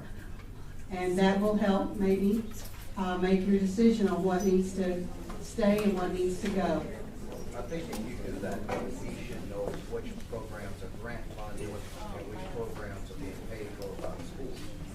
So, the committee, we're asking the committee, based, to use your term, sir, because I think it was a good term, to make a business decision, on numbers on that. In terms of the academic programs that the district has and how we move forward with that, that's one of the things that, we brought the program information to you because that was a request of the committee, to be able to see the program information. That's one of the reasons that we, have representatives from each campus, because you know what programs you have at your campus, and you can talk about those programs at your campus. I know our campus principals, have people that visit their campus all the time. And I would say, in almost every case, if you feel led to go visit any of these campuses, the campus principal would be happy, to discuss their program with you, tell you the highs and the lows of the programs and what they have to offer at their campuses. And if you feel you would like to do that, I would never discourage anyone from visiting our campuses. As far as a collective group of just going from campus to campus, what we do not want to do is disrupt the instructional program that's taking place at our campus right now. And I do feel that an organized effort and not such would disrupt the instruction that is taking place at that campus. And we absolutely cannot afford to do that in our day-to-day. However, I do know that our principals welcome people with open arms and are happy to share with that. One more? I'll try to be cool. Is that working? Okay. I'll try to be quick. We went over the special programs for the elementary schools pretty extensively. We haven't talked about the ones at the middles.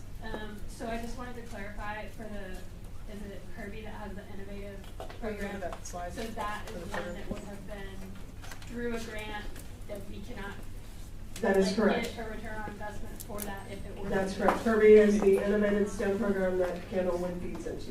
Okay, so it cannot move and be. As with the other examples, is to say, it's not that it can't be moved. Right, okay. Because we have STEM programs at other campuses. But that particular component, no. Could the district create a STEM program at another middle school? We have done it before. I think is the best way to answer that. That has been moved, so that could be moved.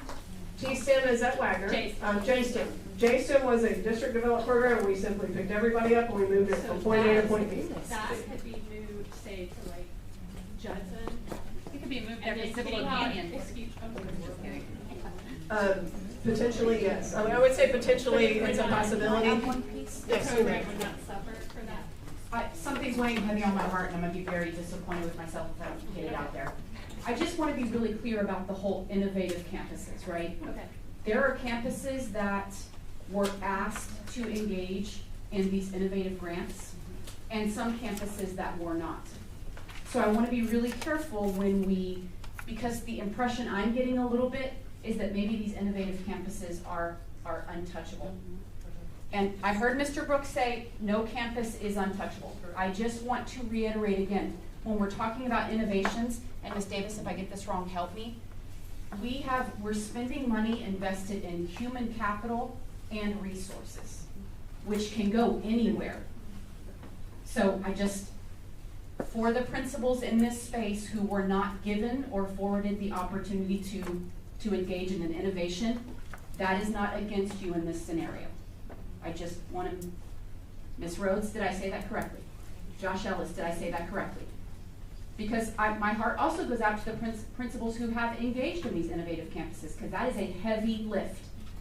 That is like 3 years out of their life, like engaging in this process. So I want to make sure we didn't muddy the waters by that. That innovation is human capital and resources, and a little bit of wraps on the front windows, right? Which can be moved, because what we really want to invest in is that human capital. We want to make sure that we have given teachers the resources and the latitude that they need to move students forward. Okay. Mr. Batch, last question. I didn't get a chance to ask this earlier. Did you get your? No. You're gonna have to yell, Pat. It should work. I wanted to ask this question earlier. When the first meeting we had back in November, they went over some data from Mo Casey. Mo Casey recommended 1 to 2 middle schools, 3 to 5 elementary schools. So is it the position now that it's just going to be 1 middle school and 2 elementary schools this year and then 2 next year? Why aren't we doing 4? Okay, so to answer your question, the CAPA information that was taken to the board in December included a couple things. It included a closure of 1 middle school, and then it included a closure of 2 elementaries in the 26-27 school year, and then in the following year, 2 additional elementary schools in the 27-28 year. So that is one component. The board has not voted on that. Mo Casey's original recommendation was to close that many schools. These numbers are based on an analysis that was done so that the district can see how many schools we may need to close. So based on but nothing has been adopted. So we're asking for everybody to approve, because we don't know what will eventually be, approved in terms of the financial plans, right? But what we do know is the existing documentation that has been taken to the board does include at least 4 elementary schools, whether that is 2 this year and 2 next year, or 2 this year and 1 next year and 1 the year after, or whether it's 4 right now, or whether it's 3 right now, or any of that. The decision the district has brought forward thus far that has been included in all of our discussions is 1 middle school and up to 4. The board has not voted on the final plan. They're still wanting to discuss that final plan and get that information.